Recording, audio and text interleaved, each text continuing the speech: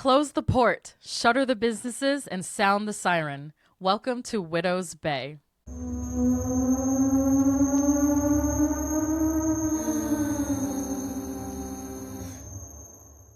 Okay, so today we are discussing the pilot episode called Welcome to Widow's Bay. For those of you who don't know what Widow's Bay is, I'm going to give a brief synopsis. This is from the Apple press release.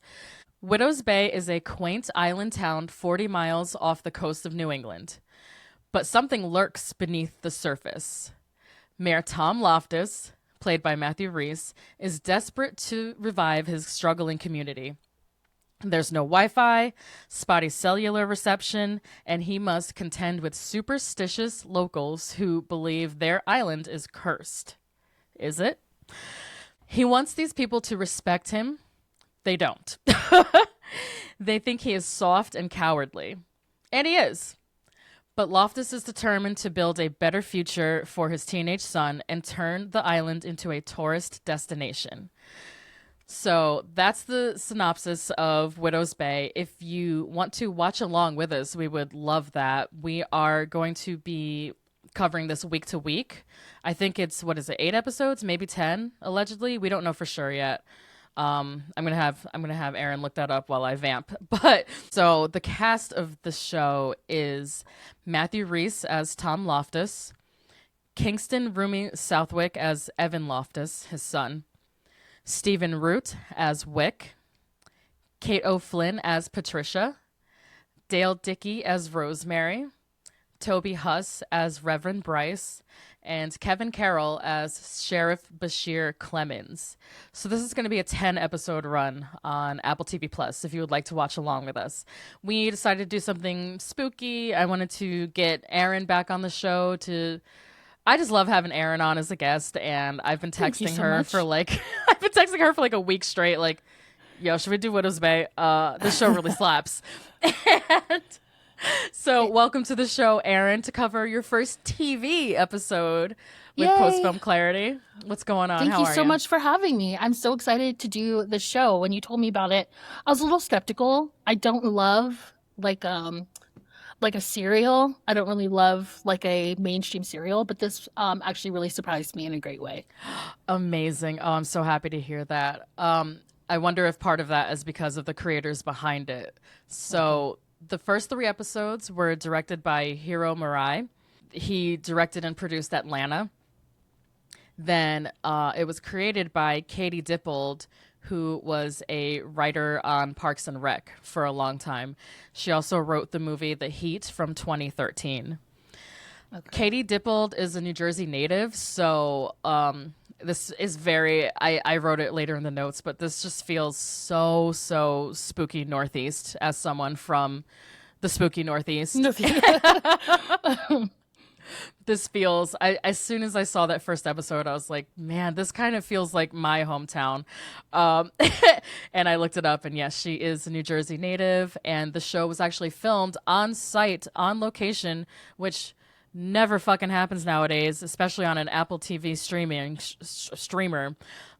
It's shot in Gloucester, Massachusetts, so that's pretty crazy. Close. That's pretty close to where I'm from. I'm from right over the border on the other side of New York, upstate New York. So this is very spooky Northeast kind of lore. So my first question for you, Erin, is what is your history with these creators? Do you have any?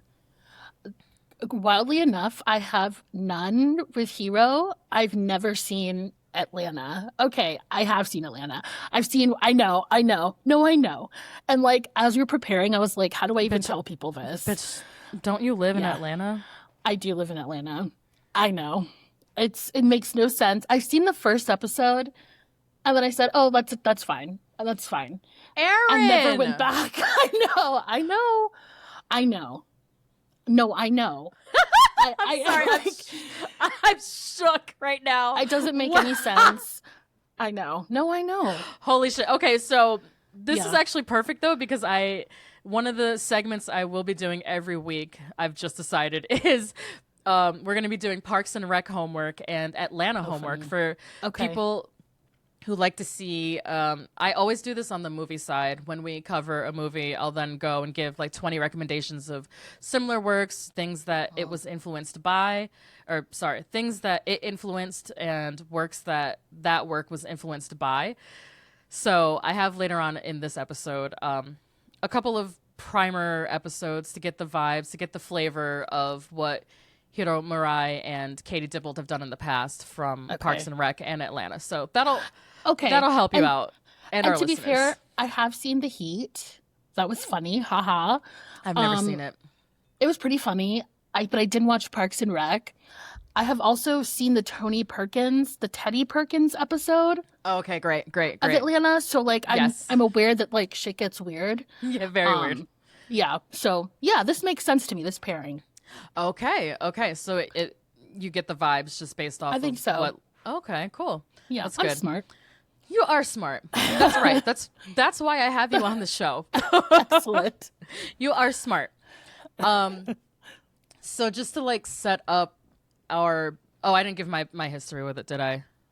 No. Who are you? What do you think? Ma'am, who is this? Who am I? Well, I come from upstate New York. No, what's it called? So I am obsessed with both Parks and Rec and Atlanta. I've seen them both all the way through multiple times. So I have like a deep love and history with both of these shows that are their kind of calling cards. So my history is pretty extensive with both of them. I didn't know Katie Dippold by name by any regard, but once I looked up her IMDb and saw what episodes she wrote of Parks and Rec, I was like, oh, okay. It makes total sense. She was definitely one of the, at that time, she would have been one of the like really young writers in the room on Parks and Rec. And she definitely, and of course she's female. Yeah, and she's a woman. I think Parks and Rec had a little more women on it than most sitcoms of that day, but still not many. Yeah. So she's definitely, I think we're about the same age too. So she's like the young millennial woman writing a lot of the funniest bits on Parks and Rec. And I have a feeling she's got a lot of her voice in the character of April, who is Aubrey Plaza's character on Parks and Rec, if you haven't seen it. So do you have a small town origin, Erin, or do you have any version of this type of small tourist town culture? Because I do, but I want to give you a chance to answer first. I'm from San Diego, which is one of the largest cities in the country, so I don't. It is like a coastal town, though. So there is just like a little, there is like a marginal like tourism. These are all the places by the beach that get tons of business and rely on their business for that reason, that tourist reason. So a little bit, big town, but still needing that tourist element for sure. I see. Okay. Yeah. That's actually probably super helpful to have that lens going into it, because I think there is something so specific about tourism, a tourism economy, and needing to have people visit your town, but also desperately not wanting people to visit your town. And that's like kind of how my background. Yeah. So in contrast, I'm from a very small village on the Hudson River. So again, waterfront, upstate New York, 100 miles north of Manhattan. So your people are from White Plains, right? My father's side is from White Plains. I grew up another like probably hour north of there. Oh, okay. Yeah. So I'm Greene County, Ulster County. Okay. Deep like river culture. I was like less than a mile walk to the Hudson River pretty much my whole life. It's beautiful. Or a 5-minute drive, in the forests of the foothills of the Catskill Mountains. So I was in a very unique position in the valley where we had the water tourists all summer. We called them boat people. And then mountain tourists all winter, and we call them the snow people. So excellent. Are you getting the vibe? Very I so am. One of my best friends who still lives in my hometown, she moved there as an adult in her late 20s. Her and her husband own a business there and settled down there. They moved into my town in our late 20s, and they were like, "Girl, you live in Twin Peaks," and I was like, I know. basically, And I'm trapped here. and I fucking was. Yeah. I was like Wow. 30 and had basically never left. Boat people. The fucking boat people. Wow. Oh God, don't get me started. So yeah, the town of Catskill, where I'm from, we have a lot of comps to the Widow's Bay characterization, the weather, you know, just a lot of similarities. So I just wanted to get into That's so funny. of them. Let me start with Tom Loftus, the Matthew Rhys character. The mayor there, how do I put this and not get in trouble? So there used to be a mayor in my hometown who was like a super like Guido Italian flamboyant version of Tom Loftus. I see. You know, he was like one part like that like desperation of like wanting he literally had the New York Times come to our town and do a write-up just like this episode. Like, I see. When I was living there, I had run for office in 2018 in my hometown. Yeah, I don't know if I ever told you that. I ran for mayor when I was like 28, 29. Are you serious? Yeah, and I almost won. I lost by 50 votes. votes. Gosh. That is so cool. I'm Leslie Knope in these streets for real. This is you. This is you. This is me. The show. That's crazy, dog. The show plus Parks and Rec like really are just getting into. I think if I had to like distill myself between like two major shows, it would be like Parks and Rec and Atlanta, and then a lot of Twin Peaks in the middle. And that's like my essence as a person and like my life experiences. Yeah. So we had a Tom Loftus kind of character. He was just like this wild man, like very kind of like prissy dresser, like was always trying to attract the boat people to come in the summers and did so much to like get tourism and the New York Times articles written about us and how we're the next Beacon, New York. We're the next, you know, what's the place thing. That people used to like? They used to vacation there. There's like a spring. Yes. That place. Saratoga Springs. Saratoga Springs. Yeah, we're like an hour south of there. Yep.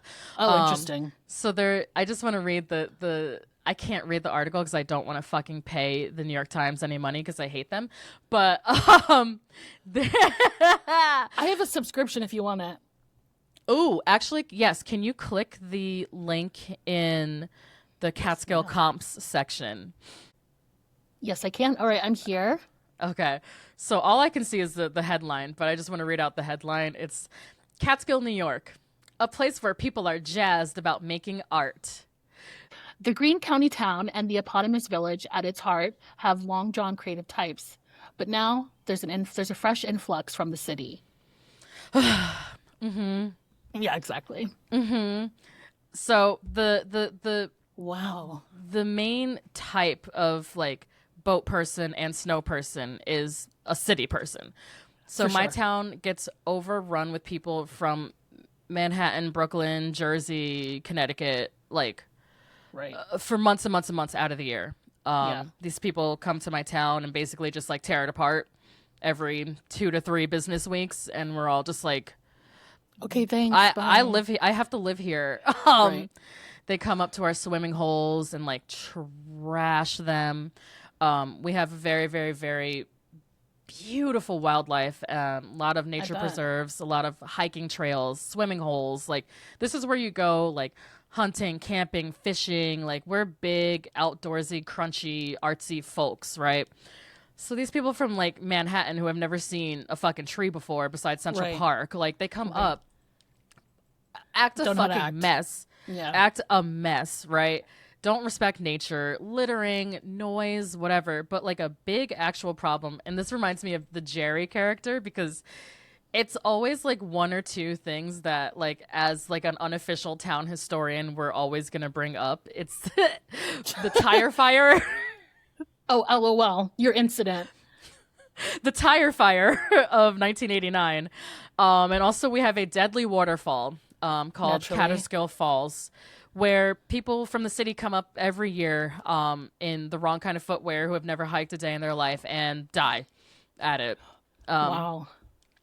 At least 4 deaths, I think, a year at this point. It's because of TikTok. Yeah, because of Sure. TikTok, Instagram, and social media in general. That number Right. is going up by the year, to the point where New York State is about to like shut it down and let it be locals Wow. only because y'all don't know how to act. So And your open toe Birkenstocks, like open toe sandal, exactly. You know the vibe. Wet flip I flops. so do. Fucking Slippery heels, Crocs. Yeah. Crocs. Talking about I'm gonna hike up this mountain, and the waterfall I think is like 1,000 feet high or something. Oh, like Jesus. you can't be walking up there in flip flops, dummy. Right.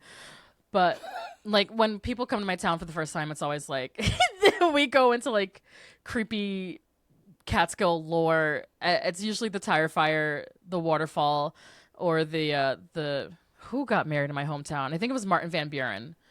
Oh, Martin- interesting. Yeah, Martin Van Buren got married in our hometown, and I think the character that Uncle Sam is based off of, Oh, interesting. Samuel, whatever. I think we have a Uncle Sam connection as well. We must, because we have an Uncle Sam bridge that goes over Wow. the Catskill Creek. This is So- so cute. I know, right? You're getting the vibe, right? We're very like Widow's Bay type of vibe. Yeah. It's just like they're like another couple hours more like northeast of us. Sure. So they're out on the Atlantic, and we're on the Hudson. So different vibe, Okay. but just when this pilot started, I was like, God, that's fucking. I know so many people like this. If I stayed in my hometown, I would, would be you. be Well, you'd be Tom, the mayor.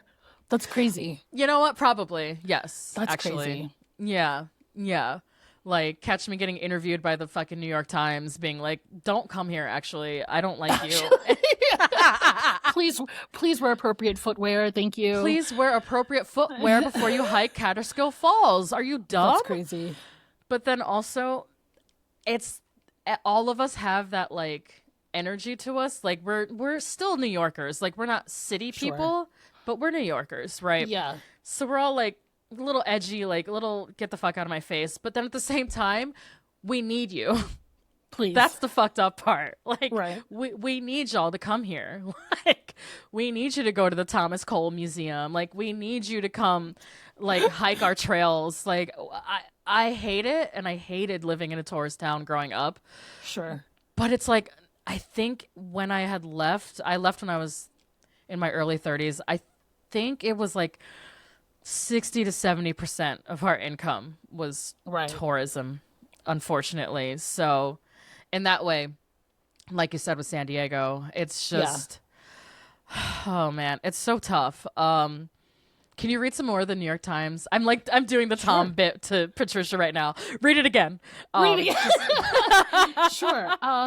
Let's see. What Rod are some like Spillman. interesting? What did they say about the village of Catskill? Mind you, when this was written, I was living in the village, and I think is this 2017 or 2018? This article. This is 2022.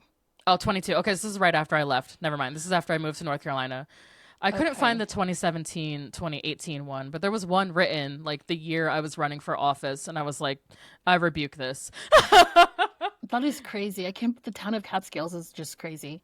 What do they describe Catskill as? Like from a city tourist perspective? I'm just so curious. Okay, so they're just comparing the costs between like this couple's Park Slope apartment. It's Oh, almost Park $1 Slope. million. Right, of course. And so they're in Catskills, their new home, they paid, I guess it doesn't say. So they moved out of their brownstone to buy like a $825,000 home. In the Catskills, $25,000 below listing. They sold the brownstone for almost $2 million. So yeah, that's crazy. 2 days And they're after probably the like move, 30. no, literally. It doesn't say. Oh no, actually they're 58. Okay, good. That makes me feel better. Okay. 2 days after the move, they were already planning a dinner party in their 3,300 square foot home, which is insane. A lot of our creative friends already live in the area. Okay, I see. pleased about just being able to make art and invest in a culture and a community that is a microcosm of New York City, but not New York City. Uh-huh. That's how people see us. They're like, it's Yeah. like being, because we're close enough Close. to the city that Yeah. if you cross the river and take a train, it's literally over the river and through the woods. If you take a train, Crazy. this is where I'm from. Like, I don't know. I think sometimes people get the incorrect vibe from me. They think I'm like a metropolitan girly when they meet me. I'm like, no, I'm from the fucking country. Like, I'm a Yeah. bumpkin. I used to have to drive an hour to go to the grocery store. Like, it's not. Oh, wow. We don't have a hotel. Oh, We don't. okay. We didn't have internet. Like, That's so No. interesting. I'm a bumpkin ass girl. But anyway, so yeah, if you go over the river and through the woods to the Amtrak station, it's like a hour and a half train ride. So Wow. yeah, we're just wonder- close enough. I wonder if it's because I'm a cultured person and my dad is from Jersey, and they're from, my grandpa's from White Plains. That like I know Catskills. Like when you say that, I know exactly like what that is and what that means and where people go. Like, Yeah. but I had no idea that there was like not Yeah. shit. Like I don't know. No, it's Interesting. rural. The town of Catskill, especially, Oh, like wow. we're pretty rural. Like I know that's been updated, much like the Tom character Sure. in Widow's Bay. Like there's been a lot of initiatives and a lot of state grants and funding put into Greene County and Ulster County. I claim both because I was like born in Kingston, raised in Catskill, lived in Kingston most recently. They're two towns on the Hudson River about 30 minutes apart. If I ever say Ulster or Greene, Kingston is Ulster County, Catskill is Greene County. They're very close together. Okay. It's like saying Raleigh, Durham, you know. Okay, yeah. Two different counties right next to each other. But Kingston's a Oh, yeah. bigger city. Kingston is the first capital of New York State Oh, and is one of the oldest cities like in the Northeast. So beautiful city. Beautiful. wow. Oh, I love know- it there. What's funny in this article, there's a little map, and I can see the Amtrak on the map. Uh-huh. See? That's very funny. It's I literally could have like the written only this. place you literally could have. That's crazy. Because the Seems Amtrak, beautiful. that was another thing about my town. I promise we'll get off Catskill Corner in a minute. I just feel like this show is really speaking to me. For sure. But something about like how you have to take the ferry out to Widow's Bay and you're not very accessible and it's like kind of deters people from coming. Something that has always kind of held my side of the river back, so to speak, is we don't have a train. right. A big thing between my side of the river, the west side, and the east side of the river, like the Rhinebeck, Hudson side, is there's no train on my side. So if you can't get there by bus or by car, you're going to take the train. So all of those businesses, all of that tourist, all of that big, like millionaires, celebrity money, that's mostly on the east side of the Oh, river. interesting. Yeah. So bringing Parks and Rec into it, and I guess you don't know this reference. You will. I'm from like the Pawnee of my area. Hudson is the Eagleton. It's to put it in Widow's Bay terms, like Sure. I'm the Widow's Bay to Hudson's Martha's Vineyard, or Damn. yeah, I'm the Pawnee to their Eagleton. Okay. It's So people so- who want to go there have to make like a conscious choice to go there. You can only get there by car. Right. Okay. Yeah. Right. So it's not as accessible, which is good, but also Yeah. holds us back. So there's this big economic disparity between Right. one side of the river and the other. Because everybody who lives and works in the city and who commutes constantly, they don't want to deal with driving or trying to catch a bus at 6 a.m. every day and then walking home, So they all live Right. on the side of the river that has the Amtrak or the Sure. Metro North. Sure. So that's like just a fun little setup into New York regional economics and tourism. It's very interesting. Isn't it wild? And Yeah. it really does affect your kind of like world outlook, I'd say. Like I get there's certain characters, hold on, let me scroll down a little bit. Yeah. When Tom says like fuck Cape Cod. That is so funny. And he just stands there. He's like, yeah, fuck. Yeah, that's what I said. I said it. Yeah, fuck Cape Cod. And I'll say it right now. Fuck Hudson. You hear that, Fuck Hudson? Hudson. That's crazy. I don't like y'all. Agreed. I hate that place. But you want to talk overrun with fucking celebrities and millionaires? Jesus Right. Christ. And it just makes you, like I said, more like edgy. You know, Yeah. I feel like Widow's Bay on the surface is like that idyllic tourist town, and everybody's so we all want you here, but we don't really, and also Don't fuck stay you. too long. And don't stay too long. And I just love shows like that, and stories about places like that because they are so familiar to me, you know? Yeah. Oh yeah, Shep and Lonnie. So the episode opens up with Shep and Lonnie having that call about like well, I can't remember the girl's name, but like his ex-wife left him and he's like, well, I told her this is the last straw. And it's like, yeah, dude, she left you. Right. And you can tell they're both like hard drinkers and like real like salt of the earth, like manual laborers and Sure. I'm from a very, very blue collar area. So everybody, you know, is walking around and they're like their flannels, their work boots, like that's, you know. There's so much to like about that area. There really is. There's also a lot to not like. But yeah, Katie and Hiro had said that they had a hard time casting the show, which I could totally believe because these types of people are so specific, you know, and so like so hard to find. Yeah. The casting was odd to me, like in a good way, but everyone was kind of vaguely familiar, but not super famous. Obviously, like Matthew Rhys is super famous to me. Not me. Oh, you want to talk history? Oh, I have no history with him. I don't know who he is. Oh, interesting. Oh, okay. How do I explain him? Yeah, explain Matthew Rhys. Yeah, allow me. Who shares my last name. Oh, no, but right, when we were starting, I was like, oh, there they go. Matthew, I know him from The Americans. That show was on for 15 years. Oh, damn, no. Yeah, that's where he met his partner, Kerry Russell, filming that show. They play a married couple, and then they're together in real life? They are. Yep. I did not know that. Go on. He's also in this semi-terrible Bradley Cooper chef movie, Burnt. He plays like the arch nemesis chef. And so every time I see him, he just has like this really sinister quality to me. It's because he's Welsh, nothing against the Welsh. Like, I know that's not science, but something about his accent makes me unnerved. And then there's just something in his eyes that's like really intense. So, but I love that he's in this playing a funny, goofy, semi-ridiculous person. Okay, that makes sense. I also see that he was one of the stars of Perry Mason, which I never watched. No, me and neither. he played like an intense character there too. Yeah. So I think he doesn't have like a big comedic background, which I was shocked by because he's funny as fuck on the show.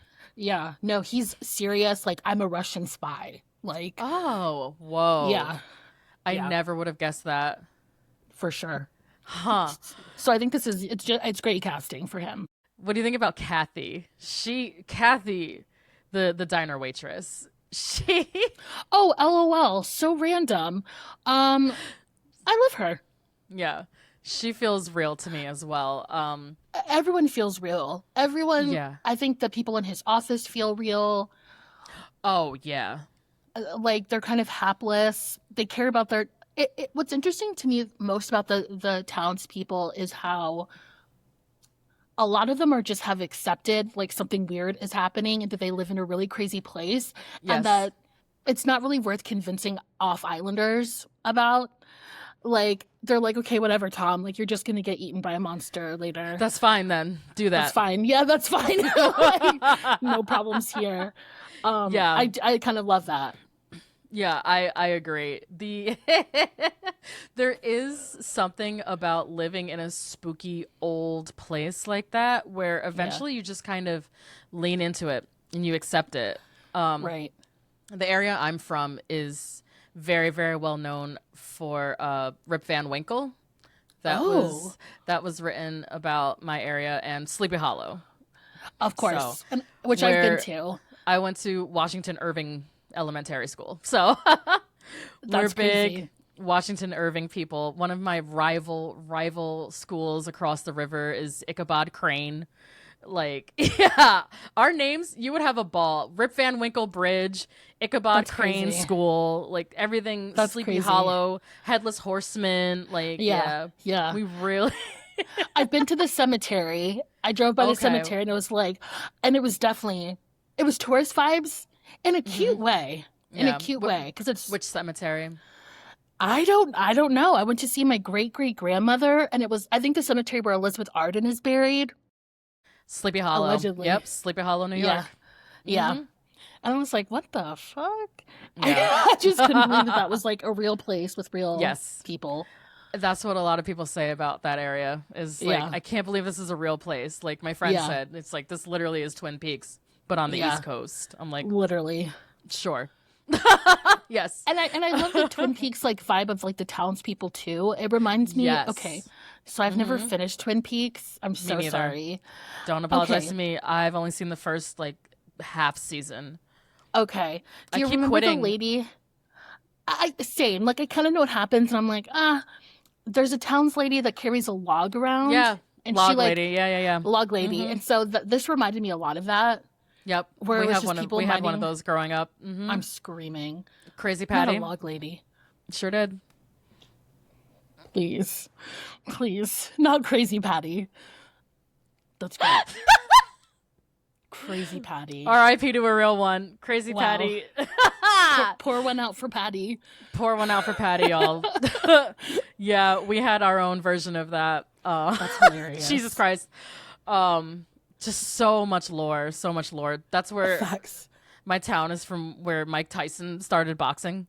And yeah, he went to my high school. What's going on? This is lore overload. That's crazy. Wow. We used to have a giant mural of Mike Tyson in my hometown until the rape allegations and Oh, yeah, prison that's sentence. probably- And then they very quickly just painted over a mural, ironically, of Rip Van Winkle. Please stop. I'm not Please kidding. stop. That's incredible. So every time they're just like, oh, well, let's get the paint buckets out. See that Rip Van Winkle? That used to be Wow, Mike see that Tyson Rip mural. Van Winkle? That's crazy. Wow. We are so unhinged. Very I love it. unhinged. Yeah, so I think that Katie and Hiro had said in that interview that we watched that the casting for the show was a little challenging because they wanted people that seemed really believable. Yeah. And I think they nailed it. Especially, like I said, Tom, Kathy, Wick, the Stephen Root character. Right. He feels so fucking real to me. Like just this bitter Rosemary. kind of Rosemary. Oh, I love Rosemary. I do too. Thank you. Okay, thank God. That cigarette voice. She's one of my favorites. Rosemary is so fucking real. I love that bitch. She very much feels like just an old salty dog from like the Northeast, just like Salty dog. sitting on her porch, smoking cigarettes, just minding her business. My favorite is in Patricia's episode, which we'll get to, of course. Of Where course, she's, yeah. she's like, I tried it's to none tell of my you. business, bitch. I don't know what you're doing. Like, Rosemary is a real one. I just work here. I don't know. Yep. Rosemary is a real one. That's so funny. So yeah, Stephen Root, we haven't talked about him yet. But Funny. he plays, yeah. He's usually like I love Stephen Root. I've seen so many things with him in it. Of course, I think my big exposure to him was Office Space when I was a Sure. kid.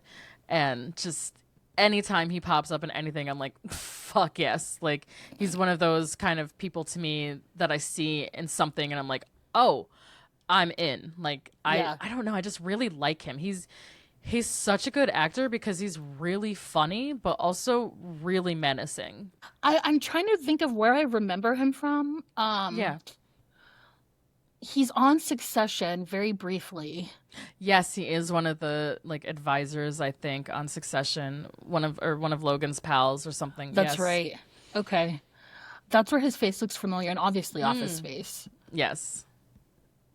He's good. I like him because I can see like his character like being evil, Like, he's not so far. He seems pretty neutral and nice, but like, I would love, kind of want to see him get evil. I don't know. Right. Yeah. I'm really curious. Like, I love the setup of the Tom and Wick relationship in this episode and how they. Yeah, like you can tell they fucking hate each other's guts, but they again, it's a small town. You're trapped on an island together. You got to see this motherfucker 10 times a day, every day. Right.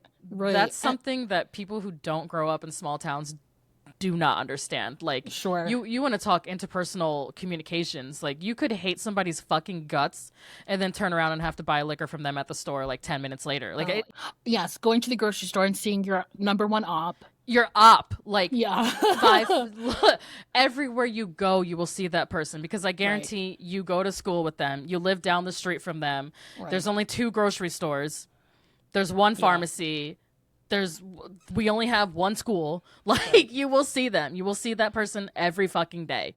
And something that was so funny about I think it's the first scene with Wick and Tom where Wick is like, it's a haunt. And Tom just like does not take any of this seriously. Like, you can tell he's not originally from there, even just in the subtle changes in the wardrobe. You know, like Tom is like a little more preppy boy, a little like nicer dressed than the rest of the townspeople. Sure, you know? He's giving a little more J. Crew. Like, it's not J. Crew, but it's like very LL Bean, J. Crew. Yeah, exactly. Right.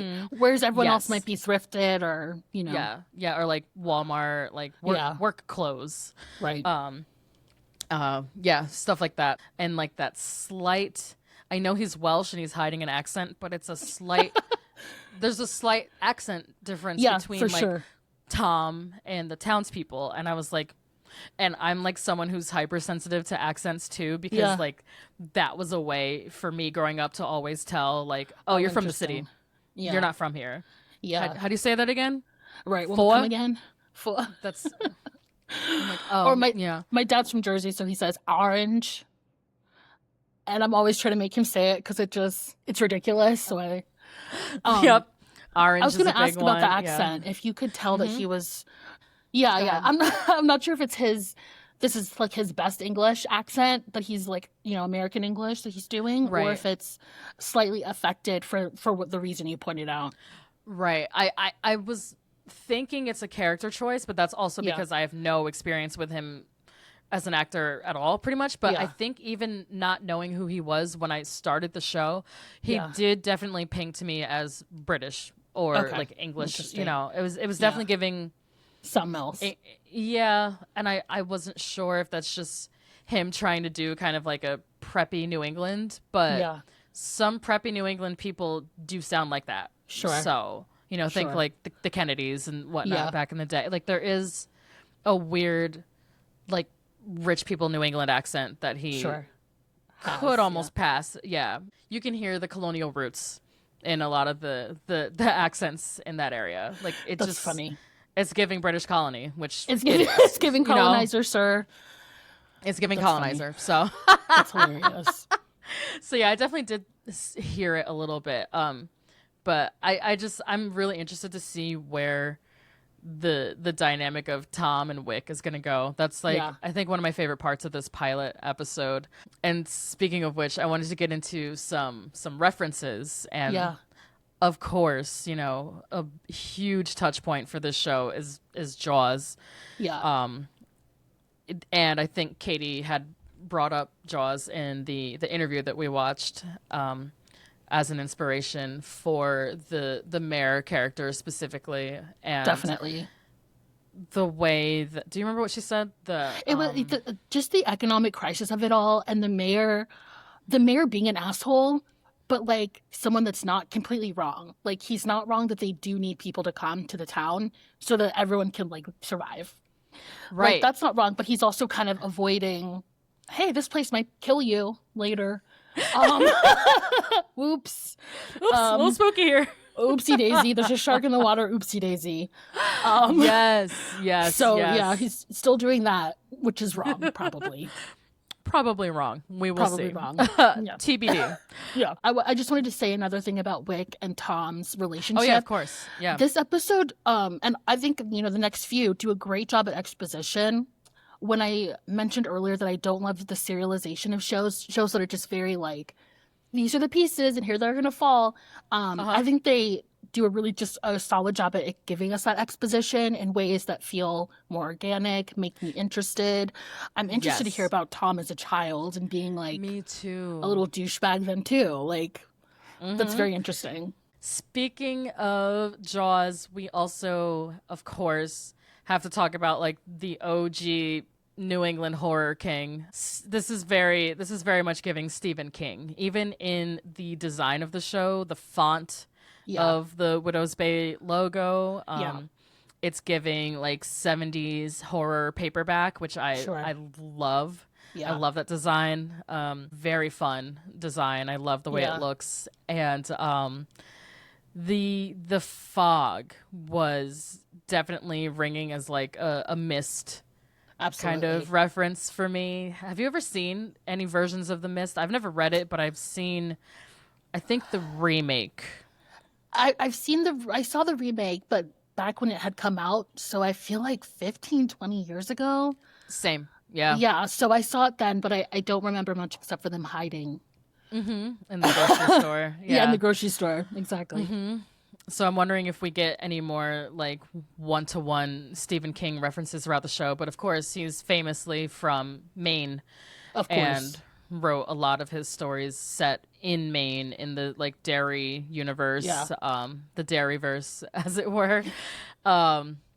And there's some upcoming references for sure. And you have something here, the Edmund Fitzgerald thing. Go ahead with Yeah. that.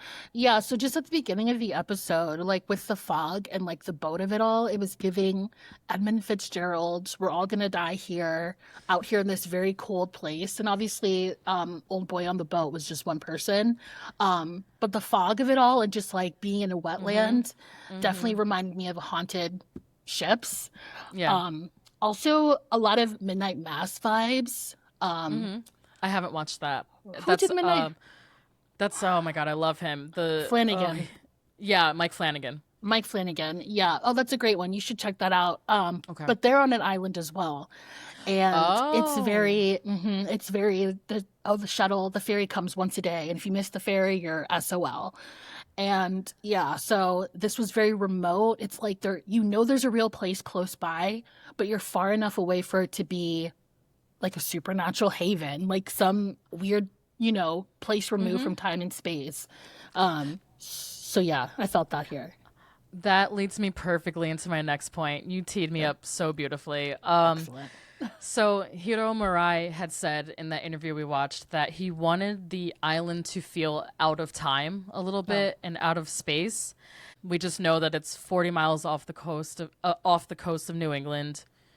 Other than that, we don't really know much. It's very remote and it feels very isolated and very kind of insulated, like I said Yeah. earlier. You see the same small amount of people every fucking day of your life, just Sure. on a loop. And speaking to feeling out of time, there was a needle drop that every episode I'm also going to be pointing out some musical moments just because it's something I love to do. And I know you're a big music person as well and a former music journalist.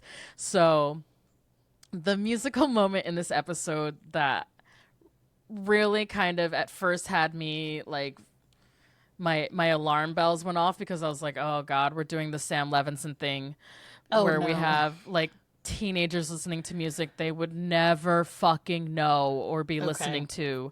But did you notice that Evan's introduction scene, Tom's son, they're listening to Jurassic 5? Oh, that's hilarious. No, I didn't notice. What teenager? That's amazing though, because you're so right. What They teenager? don't know Jurassic 5. Right. Wow, that's crazy. Yeah, That's so, like, fantastic. That's the hip hop song that's like blasting in the background during Evan's debut where he's like smoking weed in the car with his friends. Right. And I was like, Oh, funny. quality control or whatever the name of that song is. I was like, no Wow. 17-year-old knows Jurassic 5. Not at all. Is this 2026? And to that point, I was DJing. I work at a university. I was DJing because I run the radio program. And Nice. I was playing Clint Eastwood by the Gorillaz. And the kids Ooh. came up and were like, what is this? What is this? And I was like, what do you mean, what is this? Like, you know what it is. They So don't to know that point, gorillas? they don't know. I think they know who Gorillaz are, but they don't know, like, that Gorillaz. They probably just know Feel Good Inc. Literally. And I felt very no. cool to tell them what it was. Oh, that's like such a cool big sister thing to do. Yeah, It really was. I was like, love that. Let me put you on. So Yes. to that point, the son does not know Jurassic 5. Thank you. Impossible. Ain't no fucking way. Ain't no way. No. Sorry. That's crazy. But I was just like my that's a ears great perked up. note. I haven't heard that song since I was in college. Right, So right. that was almost 20 years ago. I was like, Right. what the fuck is this music? And then I love I that. had originally written down like, oh God, Sam Levinson, because he does it all the time on Euphoria, where he'll have 16-year-olds listening to like Sinead O'Connor. And I'm like, Oh, stop. fascinating. That gag works much better on this show. Right. And yeah. because it's like a spooky kind of faraway island, Yeah. it makes that's- sense that they'd be, a Yeah. little behind. That's actually a great point. Yeah. Yeah. So that kind of like quelled my worries about some of the like pop culture references and like music choices, because I do find I complain about this with my friends all the time, that sometimes it does take me out of a show when Sure. the music is just so it just doesn't feel like something a teenager or like a person in their early 20s would be listening to. I'm like, Yeah. It's not authentic. it's not authentic. Like there was another, not to turn this into a Euphoria pod because I would never, but there's another I can't give Sam Levinson any more attention. But there's another big Euphoria moment where the girls are doing their like cheerleading routine, and they're doing it to Oh My by Tweet. Fascinating. Fascinating. Tweet? Fascinating. Like, that's almost a deep cut for us. I- Like, No 17-year-old alive wow. knows Oops Oh My Wow. Wow. and is dancing to it at school. choreographing. Like, That's crazy. Okay, it Sam. makes no sense. So yeah, okay, Sam, exactly. So at first I was like, okay, Hiro, like okay, Katie. Hiro. I was like, here we No. go again. But he says Yeah. a lot of the music choices that are coming up in the show are for good reason. Yeah. So we will see. I'm willing to Yeah. give them the benefit of the doubt on that one. I am too. That's actually, I'm fucking with it. Yeah. So I think it's kind of tipping to some future kind of spooky Yeah. elements, supernatural elements of this island that we'll see. So what else did you have for the show? Like what were Okay, some of your so- other reactions? Obviously, dead mom trope. I want to talk more Every about time. tropes, but We love a every dead time when I heard that, I was like, "Oh, dead mom, absent dad, got it in the Yep. bag." Yep. There's a few times throughout these couple episodes we're going to talk about where they're like dupes of people. The New York Times reporter is a straight up W. Kamau Bell dupe. Like he looks like just like a Temu version of him, and I just thought that was so fucking funny. Like, because why? If you know, you know. The tuna melt that he brings his son from the driftwood.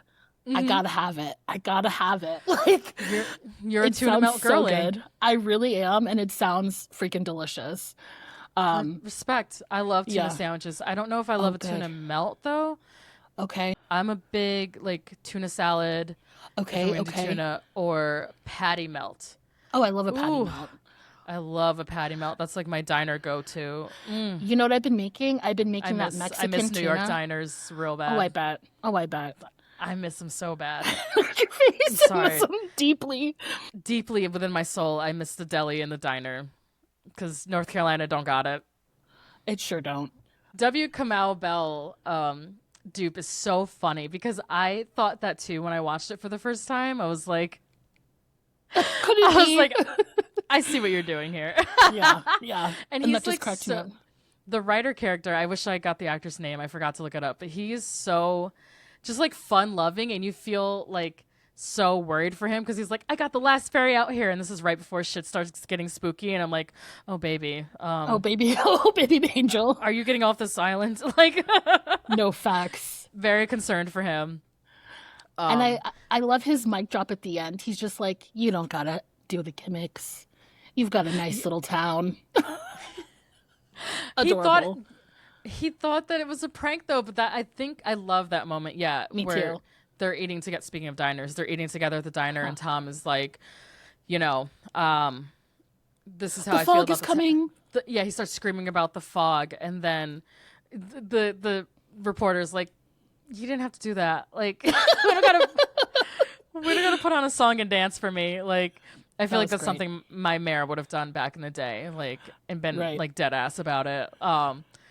Just yeah, we talked a lot about Twin Peaks, but yeah, the Twin Peaks comps are definitely there. The town superstitions. We talked about the fog, but also Patricia mentions a boogeyman character and no Right. follow up. Right. So I just keep an antenna up for that. Like, what are we talking about with this boogeyman? Like, what does that mean? Right. Because it's giving me Mr. Oogie Boogie from Nightmare Before Christmas.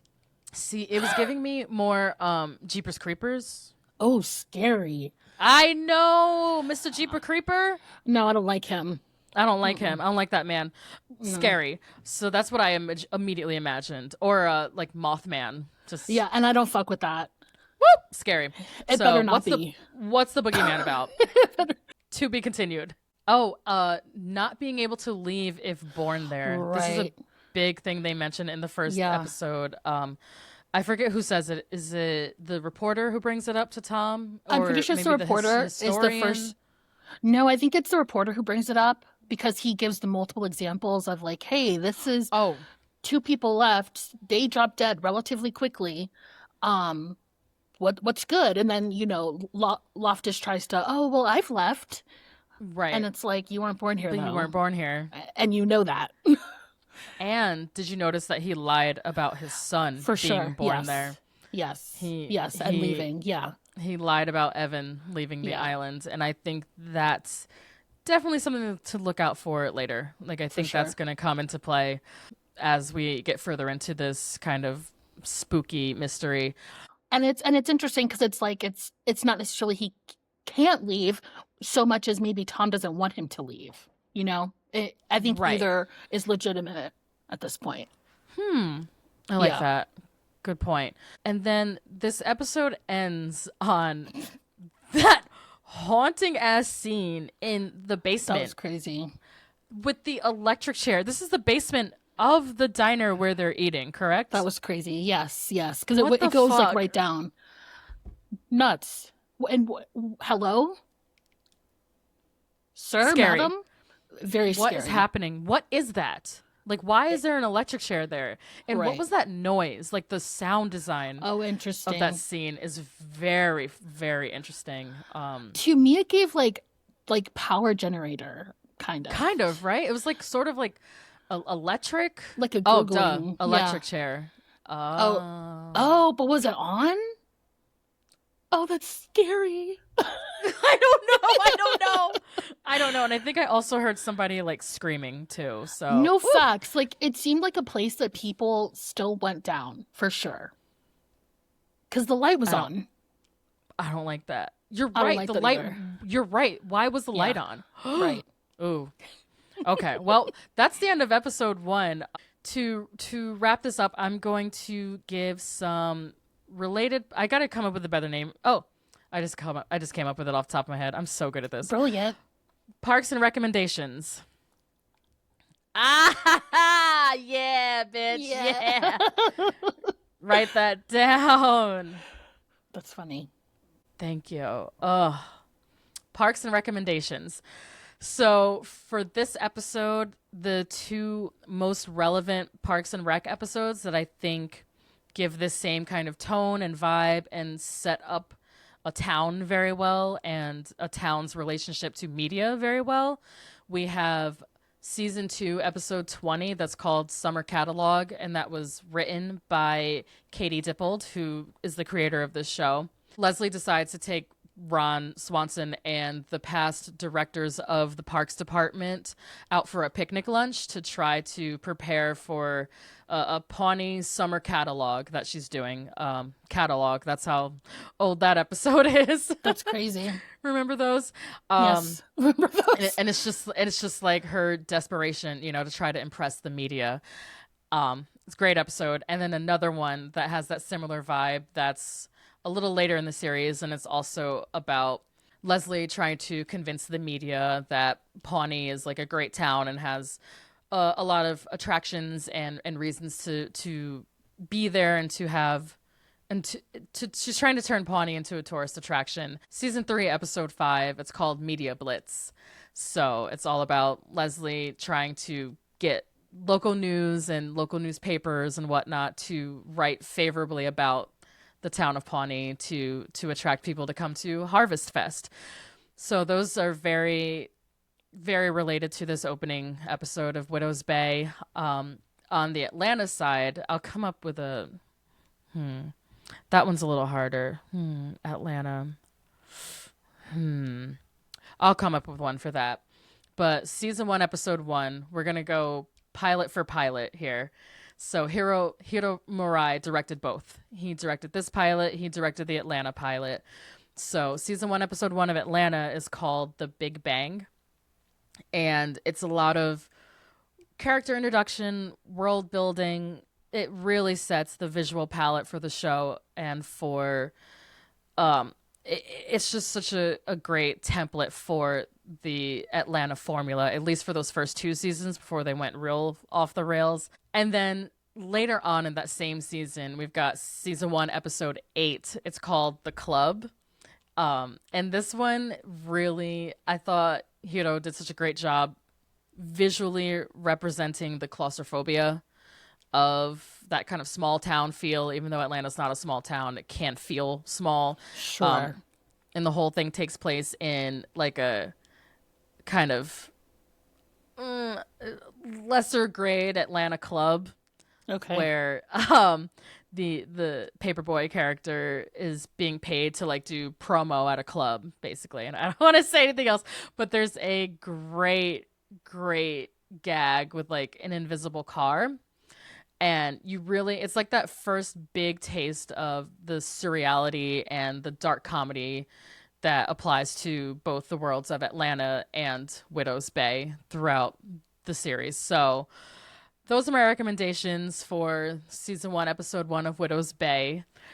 Was this a slow start for you, or were you hooked right away with the show? No, I was hooked right away. I mean, it's not slowish. It's appropriately slow. So I was interested, especially when when again the interviewer and Loftus are going around the museum, and he's like, cannibalism, and he's like, oh no. Oh my god, I forgot to talk about the cannibalism. Yeah. And then like it pans to the big like news printout. So I actually thought it went really, really well, and I definitely didn't wait to watch the next one.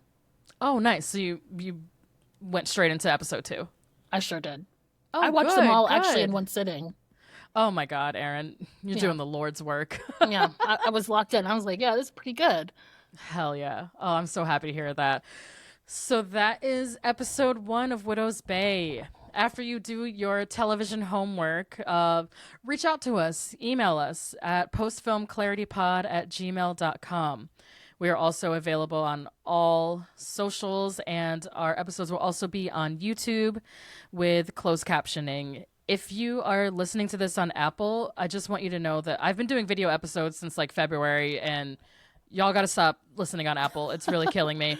I've been editing these videos for like 6 months, and y'all not seeing them. So you want to see my face, go to Spotify or go to YouTube, please.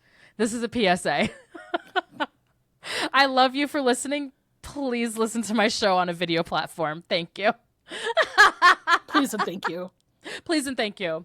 And speaking of video platforms, you can check out Widow's Bay. The whole season is going to be almost done by the time we start airing these, but we'll still be airing with the show. It's on Apple TV Plus. So thank you for listening, and we'll see you next week.